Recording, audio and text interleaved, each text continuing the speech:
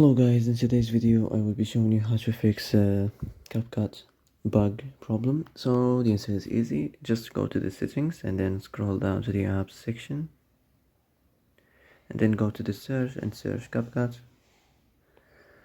and next go to the storage, and here you will find this clear cache option. Click on it. Now you can go check it if it worked, and if it didn't you can try to restart your phone or turn the Wi-Fi off and on, or the Bluetooth or the airplane mode. Also you can try to clear data, but be careful. If you clear data, all the Capcut's data will be deleted. This includes all files, the settings, the accounts, the databases, etc. So be careful if you want to clear your data. Well, that's it for today's video. I hope this is the answer you've been looking for. If you like this video, don't forget to like and subscribe. And that's it. See you in the next video.